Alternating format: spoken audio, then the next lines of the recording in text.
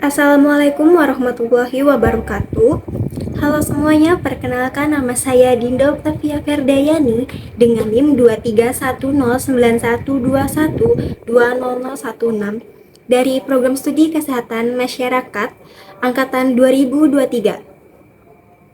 Di video kali ini saya akan menjelaskan tentang salah satu dari 8 kompetensi di bidang kesehatan masyarakat, yaitu berkomunikasi dengan efektif atau communication skill. Pada dasarnya, komunikasi adalah suatu kegiatan atau aktivitas yang dilakukan oleh manusia dalam kehidupan sehari-hari, mulai dari komunikasi dengan Tuhan hingga komunikasi dengan teman, saudara, dan keluarga. Di dalam Kamus Besar Bahasa Indonesia, komunikasi adalah pengiriman, merupakan salah satu modal untuk meraih kesuksesan dalam hal karir dan pergaulan. Berkomunikasi secara efektif dalam kesehatan masyarakat yaitu seperti melakukan komunikasi melalui tulisan, lisan, atau metode lainnya. Meminta input dari individu dan organisasi, melakukan advokasi untuk program dan sumber daya kesehatan, memimpin dan berpartisipasi dalam kelompok untuk memformulasikan isu kesehatan masyarakat secara spesifik, menggunakan media, teknologi, dan jaringan untuk menyebarkan informasi, memutuskan tindakan berkomunikasi yang sesuai, mempresentasikan informasi yang akurat tentang demografi, statistik, program, dan saintifik kepada masyarakat secara profesional. Pembinaan kesehatan kepada masyarakat menjadi tugas utama sarjana kesehatan masyarakat. Tentunya hal tersebut membutuhkan kemampuan berkomunikasi secara efektif baik melalui tulisan, lisan, dan metode lainnya. Mereka harus dapat mempresentasikan informasi secara akurat tentang demografi dan statistik program kesehatan kepada masyarakat. Dengan kemampuan komunikasi yang baik, maka suatu hubungan bisa dibangun dan dibina dengan baik juga, sehingga menciptakan hubungan yang sehat. Hubungan yang sehat ini sebenarnya bisa dilakukan di mana saja dan kapan saja, seperti dilakukan di lingkungan tempat tinggal, tempat usaha, di sekolah, hingga di sebuah kantor tempat kita kerja nantinya.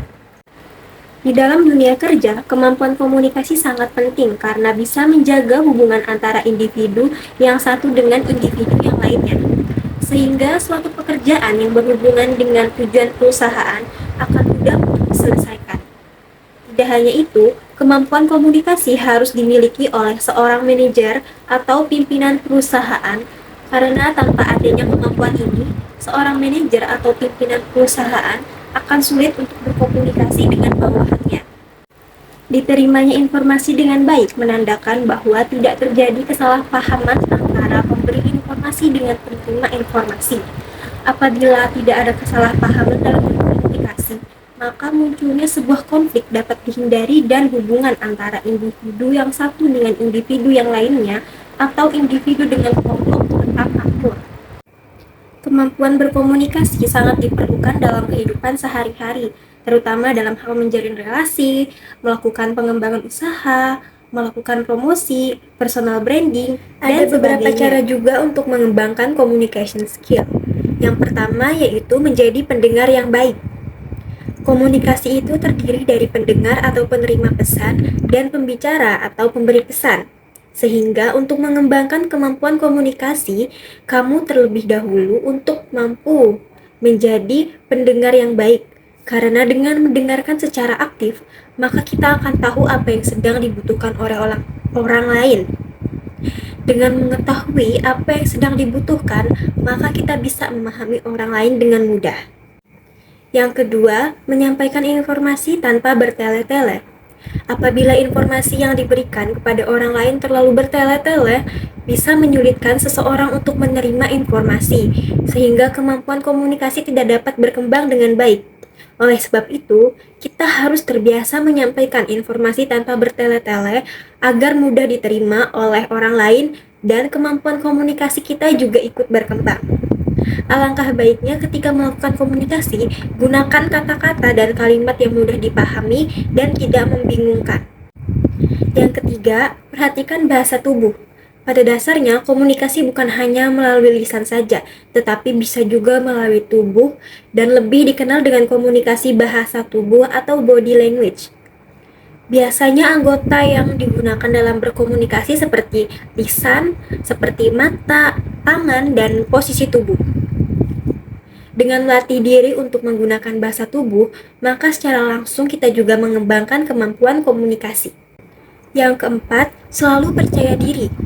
Percaya diri merupakan salah satu hal yang perlu diperhatikan ketika mengembangkan kemampuan komunikasi. Hal ini dikarenakan tanpa adanya rasa percaya diri, maka kemampuan komunikasi akan sulit untuk berkembang. Sehingga seseorang akan merasa kalau dirinya tidak nyaman.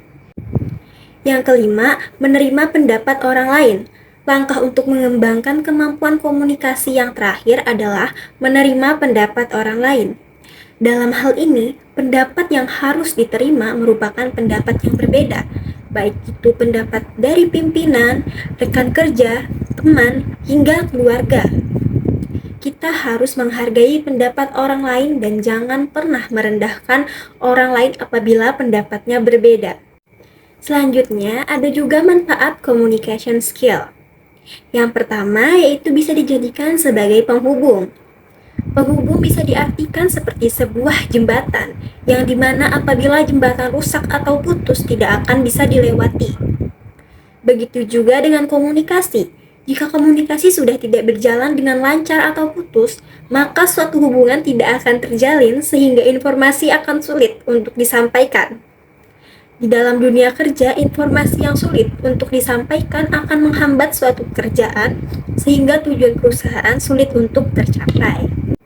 Yang kedua, memudahkan kita untuk meningkatkan produktivitas. Manfaat berikutnya dari kemampuan berkomunikasi adalah memudahkan kita untuk meningkatkan produktivitas. Seseorang akan lebih produktif dalam mengerjakan suatu tugas yang diberikan jika informasi yang diberikan sesuai. Misalnya, seorang guru yang memberikan tugas kepada peserta didik untuk menggambar rumah, maka peserta didik akan menggambar rumah. Hal ini akan berbeda jika seorang guru hanya memberikan tugas menggambar saja, maka sebagian siswa akan bingung harus menggambar apa. Yang ketiga, bermanfaat untuk menyelesaikan masalah. Setiap orang pasti memiliki masalah dalam hidupnya, yang dimana setiap masalah bisa mengganggu kehidupannya.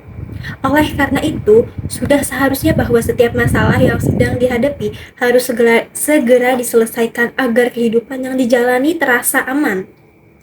Dengan kemampuan komunikasi yang baik, maka suatu permasalahan akan mudah untuk diselesaikan.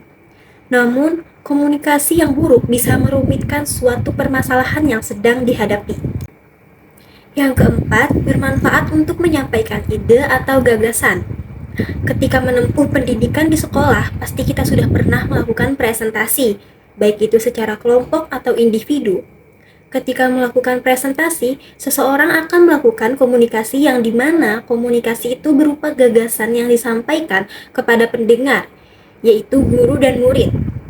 Karena komunikasi itulah kita bisa merasakan manfaat dari komunikasi.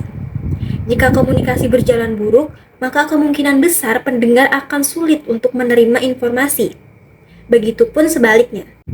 Yang kelima dan yang terakhir yaitu memudahkan kita untuk mengambil keputusan. Dalam kehidupan yang kita jalani pasti akan melewati tahapan di mana sulit untuk menentukan atau mengambil keputusan dari suatu masalah yang sedang terjadi. Pengambilan keputusan ini harus dilakukan dengan tepat agar tidak merugikan diri sendiri atau orang lain. Ketika kita sudah bingung dalam mengambil keputusan, sebaiknya segera komunikasikan kepada seseorang yang lebih ahli atau lebih tua dari kita. Dengan kemampuan komunikasi ini, kita bisa mendapatkan sebuah keputusan yang bijak. Baik, mungkin itu saja penjelasan saya tentang salah satu dari 8 kompetensi di bidang masyarakat, yaitu berkomunikasi secara efektif atau communication skill. Terima kasih telah menonton video saya sampai akhir. Mohon maaf bila ada salah kata. Wassalamualaikum warahmatullahi wabarakatuh.